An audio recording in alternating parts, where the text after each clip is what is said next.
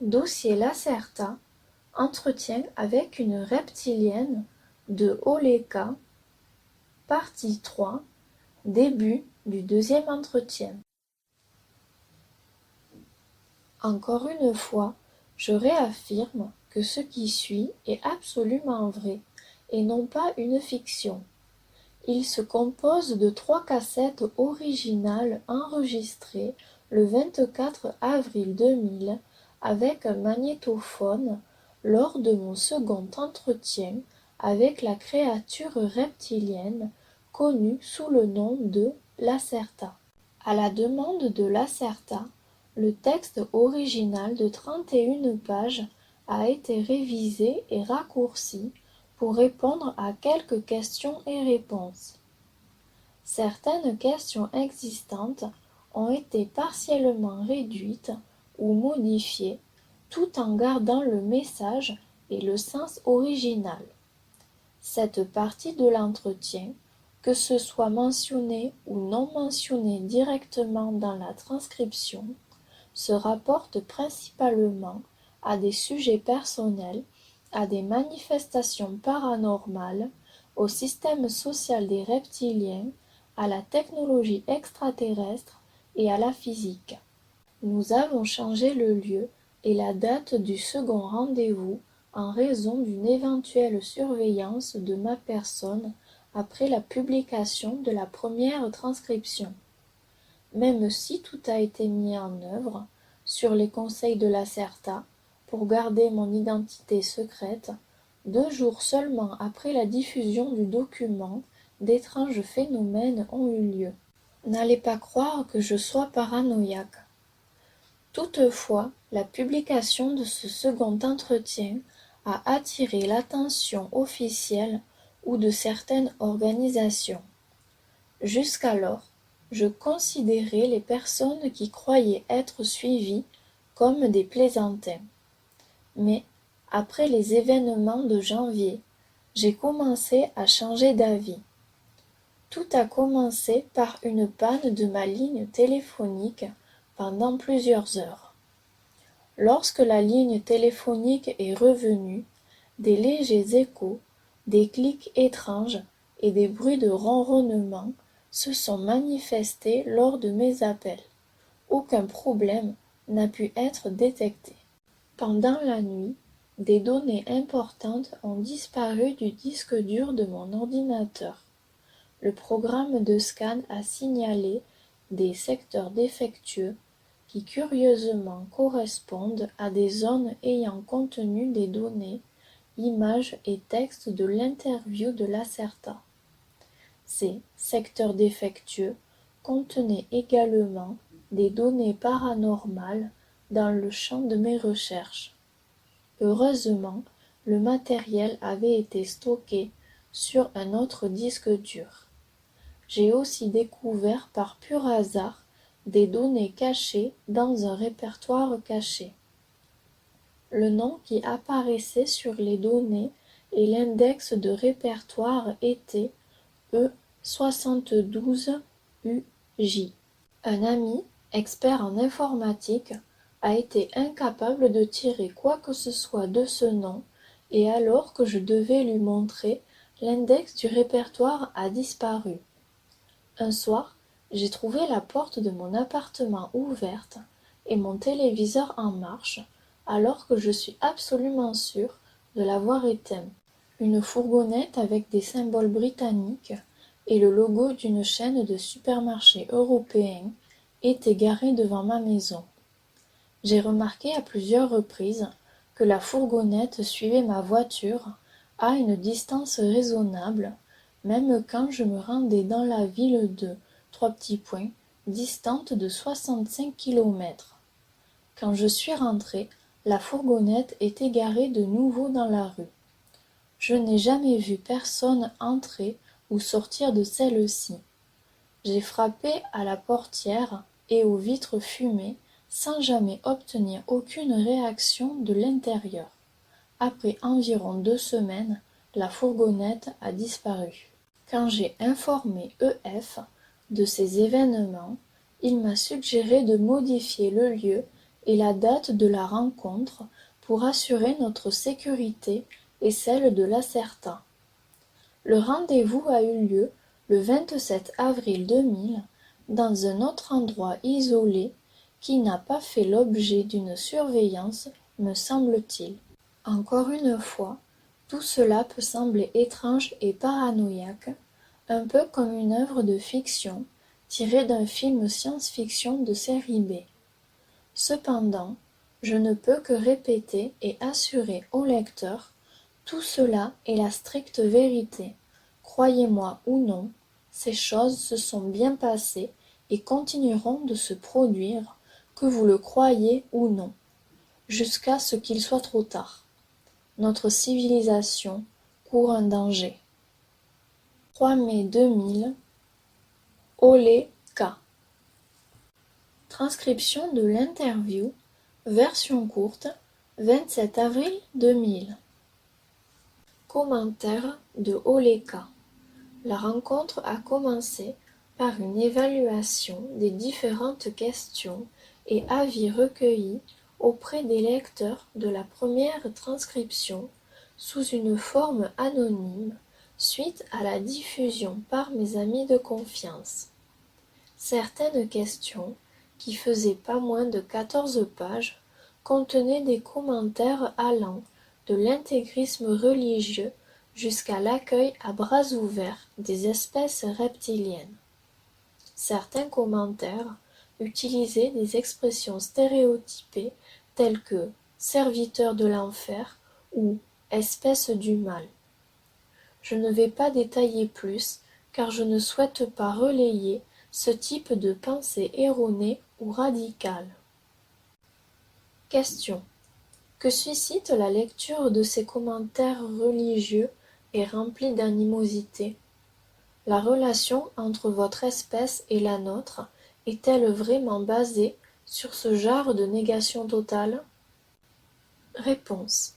Ne vous étonnez pas si je ne suis pas en colère, car je m'attendais à des réactions extrêmes. La programmation de refus total de l'existence d'autres espèces, en particulier des reptiliens, est profondément ancrée dans chacune de vos consciences individuelles. Ce conditionnement ancien remonte au temps de votre troisième création artificielle et, biologiquement parlant, est transmise sous forme d'informations génétiques d'une génération à la suivante. L'identification de mon espèce avec les puissances des ténèbres a été l'une des principales intentions des Elohim, qui aimaient à se définir dans le rôle de la puissance de la lumière, ce qui est très paradoxal étant donné que cette espèce humanoïde était extrêmement réactive au soleil. Si vous vous attendiez à ce que je sois blessé, alors vous voilà déçu. Ces intentions obscures ne sont pas vraiment votre faute. Vous suivez simplement en grande partie ce que vous avez hérité de vos ancêtres. En effet, il est toujours décevant que beaucoup d'entre vous n'aient pas réussi à développer une conscience individuelle affirmée qui vous aiderait à surmonter vos conditionnements. Comme je l'ai déjà dit, nous avons été en contact direct pendant plusieurs siècles avec certaines de vos tribus primitives. Ces tribus ont réussi à surmonter l'ancienne programmation et ont été en mesure de nous rencontrer sans tension, sans haine et sans rejet. Apparemment, beaucoup de vos individus civilisés modernes sont incapables de penser par eux-mêmes, mais ils se laissent guider par la programmation et la religion, qui est aussi une manifestation d'une ancienne programmation et fait partie du plan des Elohim. Aussi, vos commentaires sont plus amusants qu'irritants et confirment largement mon hypothèse sur votre système conditionné de pensée. Question. Donc vous n'êtes pas une espèce du mal, telle que mentionnée précédemment? Réponse. Comment dois-je répondre à cela? Les membres de votre espèce pensent selon un système simple et totalement erroné de généralisation.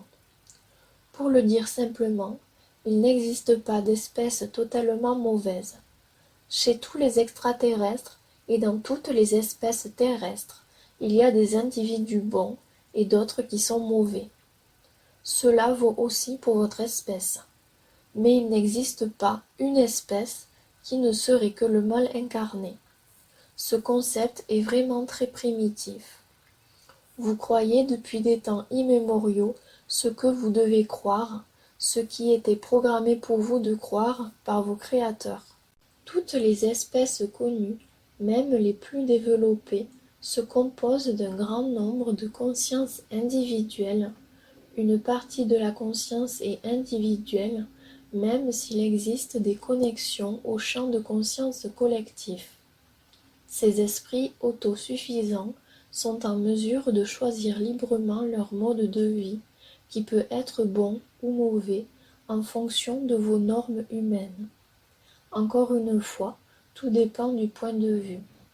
Votre peuple n'est pas vraiment en mesure de juger si les actes d'une espèce beaucoup plus avancée sont bons ou mauvais, parce que votre niveau d'observation, qui est inférieur, ne permet pas de faire une évaluation. Vos termes simplistes, bon ou mauvais, illustrent en tout cas une tendance à la généralisation. Dans ma langue, nous avons plusieurs concepts pour décrire les différentes nuances de comportement individuel selon les normes sociales. Même si des races extraterrestres ont tendance à agir avec hostilité envers vous, ce ne sont pas pour autant des espèces du mal, bien qu'ils agissent de manière négative vis-à-vis de votre espèce. Ils ont leurs propres raisons et ne se considèrent pas comme mauvais. Si votre façon de penser était plus linéaire et concentrée, comme la leur, vous auriez le même comportement.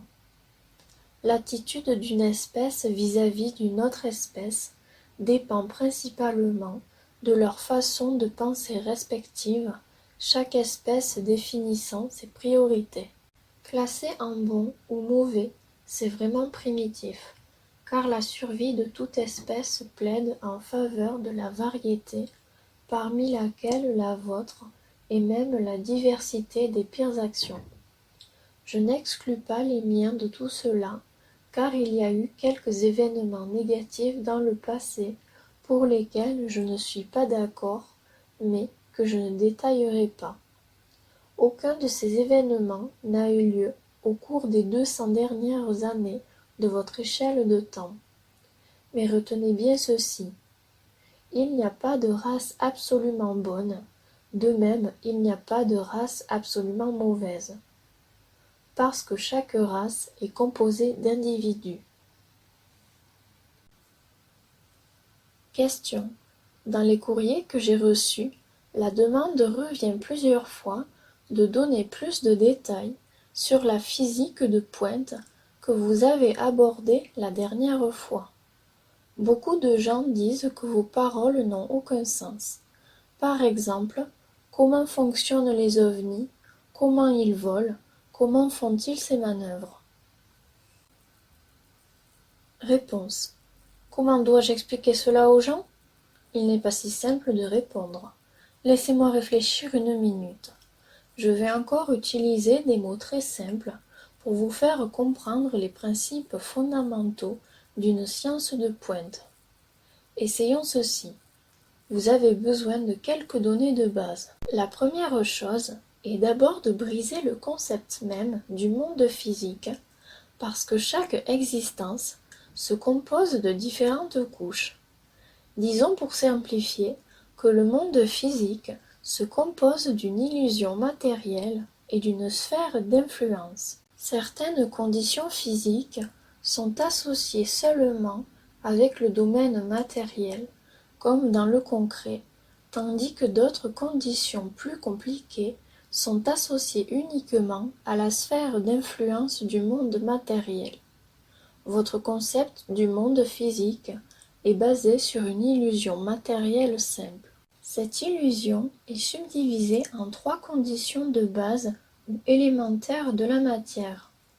Il y a aussi une 4e condition très importante, à laquelle vous faites plus ou moins attention quand vous faites un choix à la frontière de la sphère d'influence ou du domaine du plasma.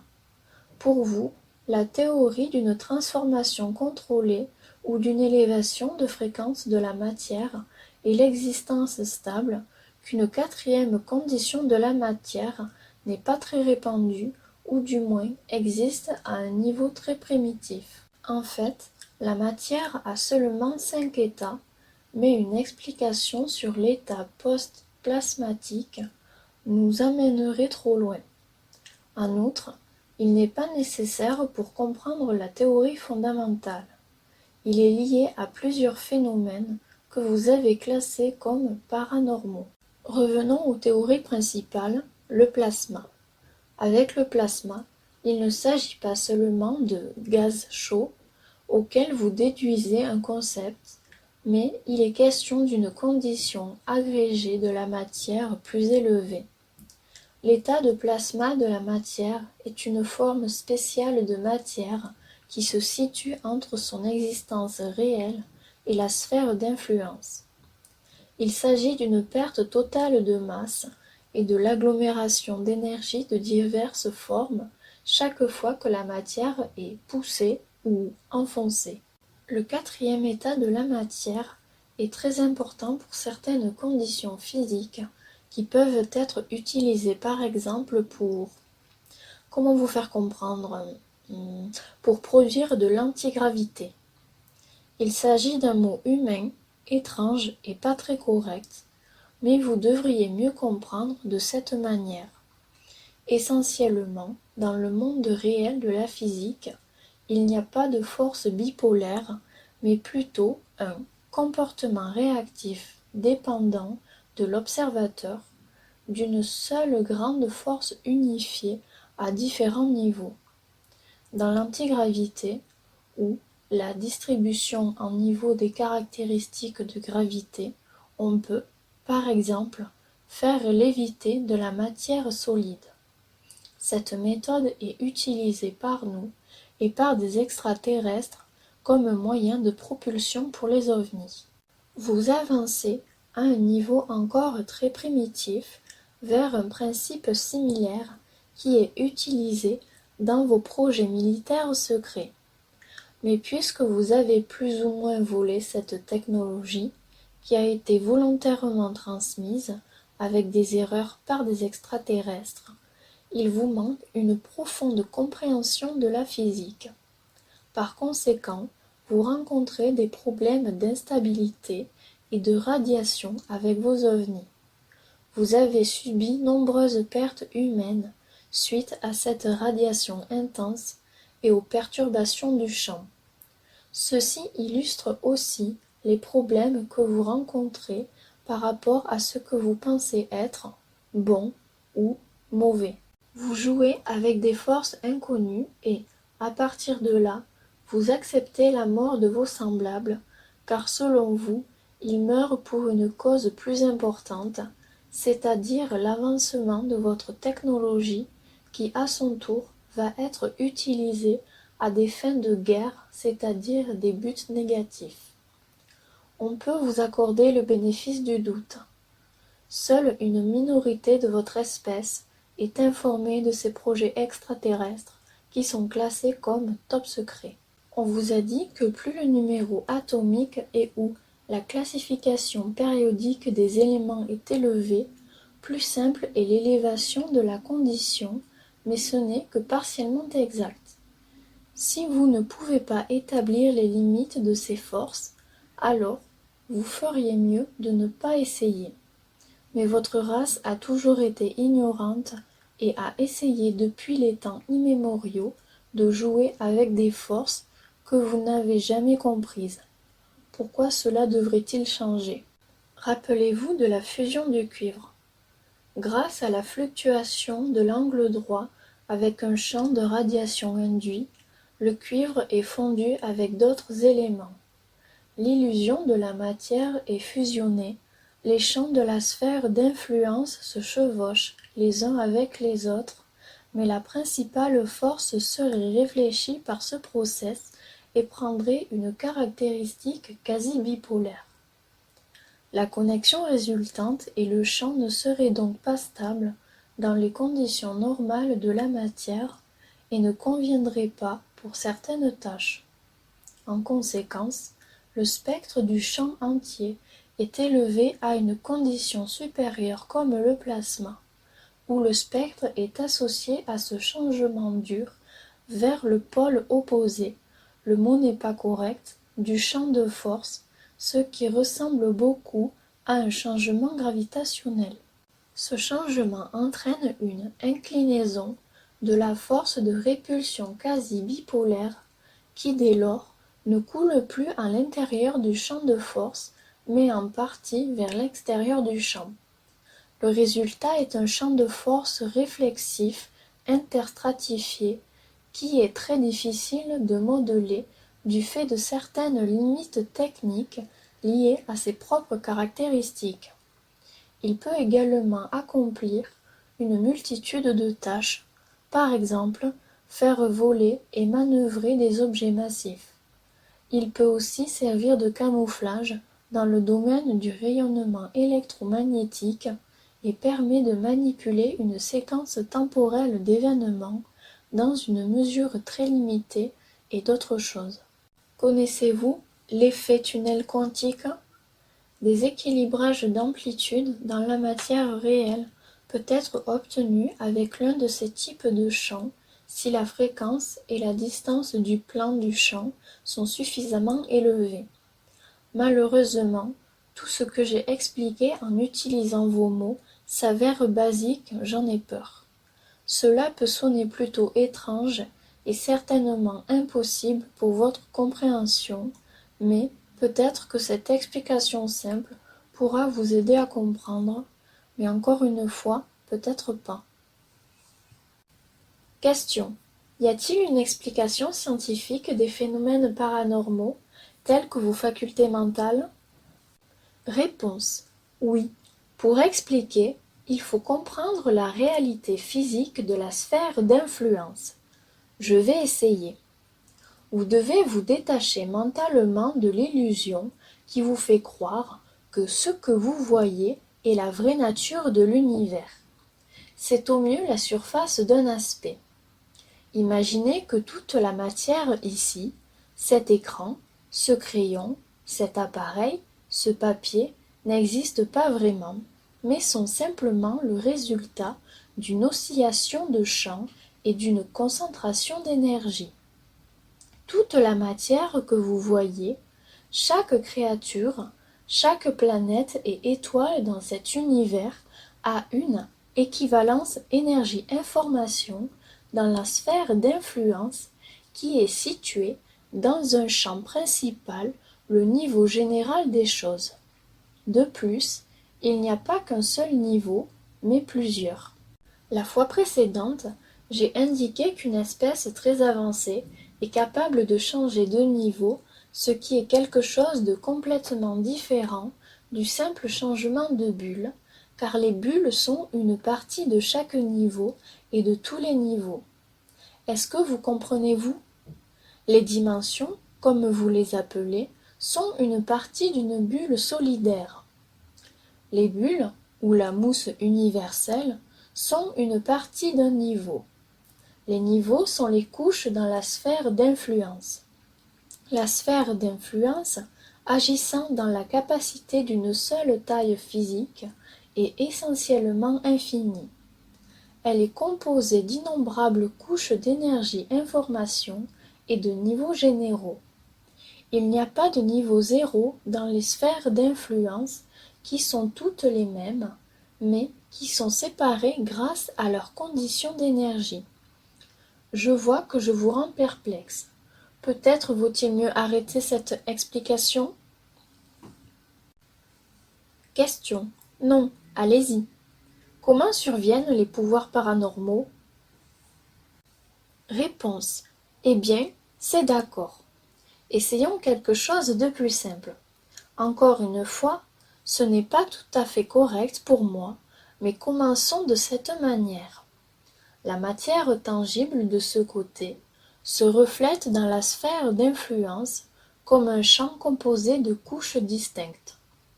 Ces couches contiennent de l'information, par exemple sur la structure simple de la matière ou la fréquence de la corde.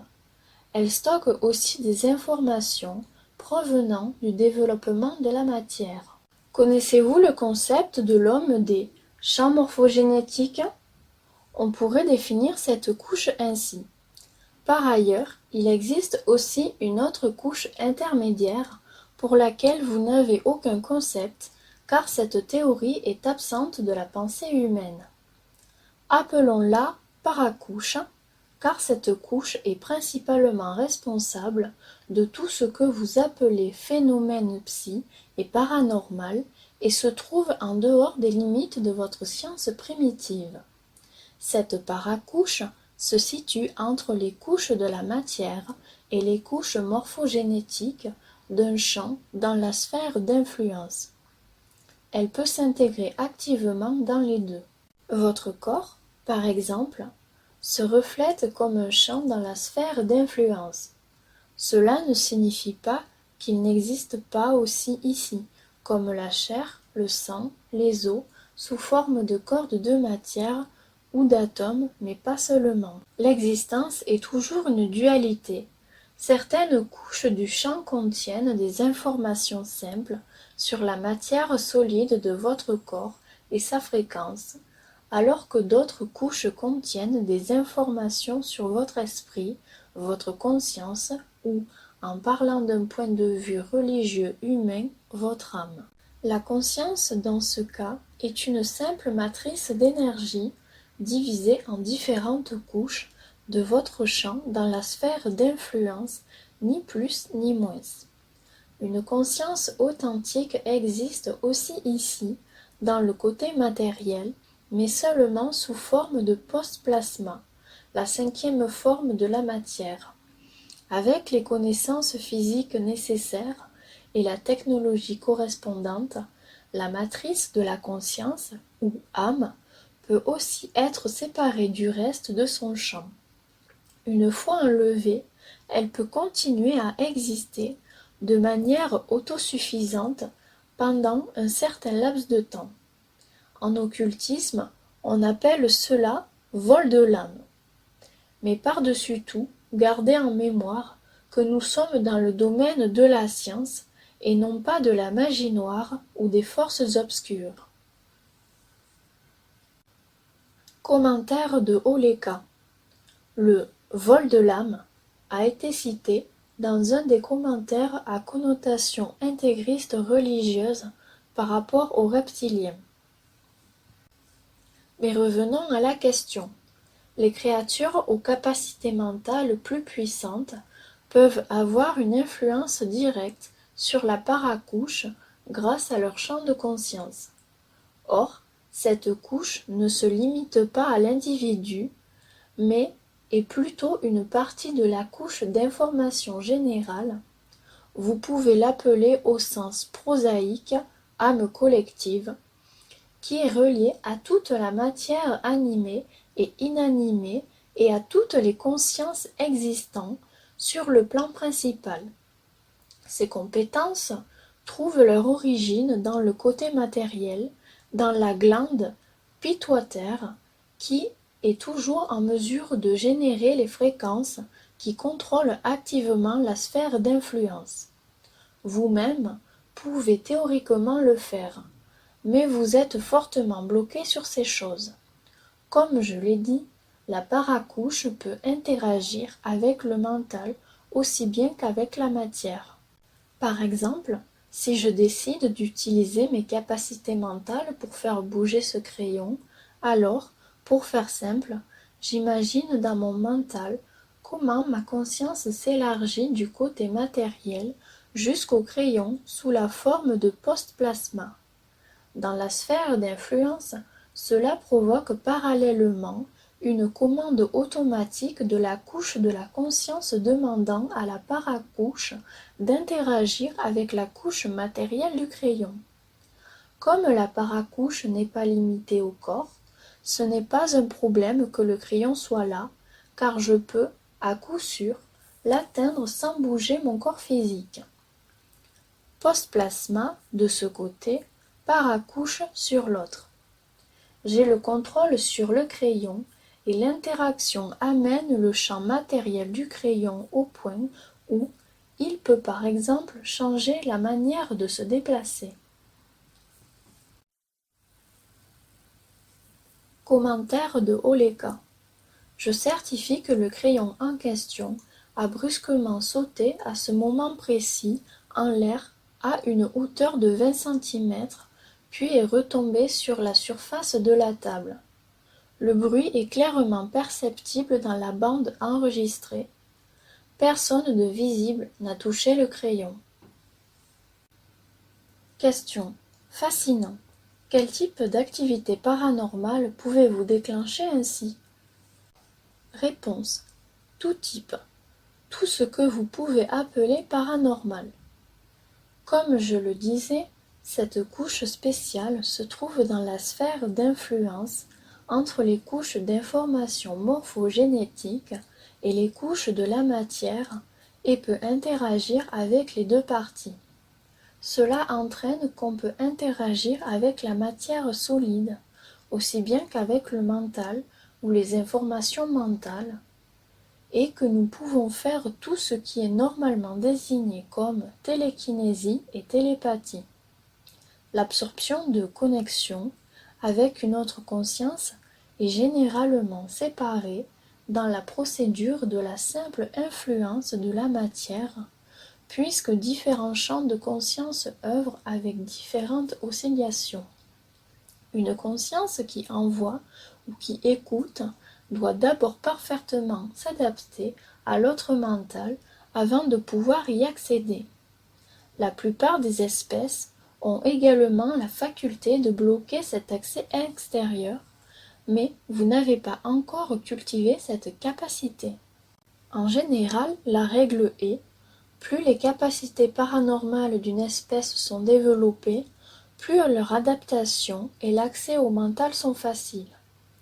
Nos capacités propres ne sont pas aussi développées. Nous devons donc d'abord apprendre à manier l'influence mentale extraterrestre avant de pouvoir utiliser le camouflage par exemple, tandis qu'avec vous, c'est aussi simple que si vous aviez un interrupteur marche-arrêt. Certaines de ces compétences sont également en partie héritées. Par exemple, la mère et l'enfant de mon espèce sont parfaitement interconnectés au cours des premiers mois de vie, ainsi que dans l'œuf et l'utérus de la mère, et peuvent communiquer par télépathie. Pour vous influencer, nous avons besoin de pratiquer un peu malgré votre structure simple. Par conséquent, il est interdit, par exemple, pour les adultes dans mon cas, d'aller à la surface de la Terre avant l'âge de l'illumination. Ce terme est synonyme, entre autres choses, de la force physique complète. Si ces compétences n'étaient pas pleinement développées, le risque d'être découvert par vous serait alors trop grand. Au fait, il existe évidemment de nombreux enseignements secrets sur les possibilités pour développer ces capacités, mais je n'en sais presque rien. Chaque fois qu'on veut influencer un mental extraterrestre, il y a des grandes étapes à respecter. Tout d'abord, on doit percevoir son oscillation, ce qui est généralement fait automatiquement par notre cerveau, c'est-à-dire pour l'un une oscillation du champ, pour l'autre des ondes quasi-électriques du cerveau dans l'espace matériel. Ce n'est pas particulièrement difficile. Après quoi, il suffit de chercher l'autre conscience dans le mental avec une manifestation post-plasma, la sphère d'influence réagit et crée la connexion. Ainsi, on peut transférer des informations du premier mental et on peut enregistrer les informations désirées dans le second mental au bon endroit. Vous m'avez demandé la fois précédente si vous pouviez vous protéger de cette influence, et je vous ai répondu que seul un cerveau éveillé et concentré a la capacité de résister à cela. Dans cet état mental, les oscillations peuvent changer très brusquement et l'accès se complique alors. Pour être plus précis, on peut le vivre comme un recul douloureux. Mais si vous fermez les yeux, alors le champ devient plat et l'accès extérieur au mental est immédiatement possible et sans restriction.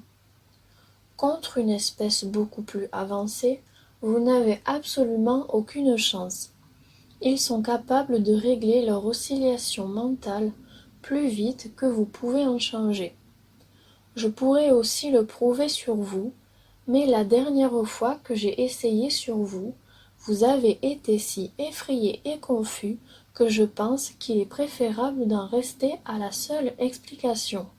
Cette explication a probablement pour vous une connotation, comme vous l'avez dit, très ésotérique, occulte ou magique. Cela est dû à votre manque de connaissances de base qui vous empêche de voir comment les choses sont réellement. Tous les phénomènes paranormaux ont une origine purement scientifique. Rien de tout cela n'a à voir avec des pouvoirs surnaturels. Nous grandissons avec cette connaissance. Nous savons comment utiliser ces pouvoirs et nous connaissons leur origine. Nous connaissons à la fois la théorie et la pratique.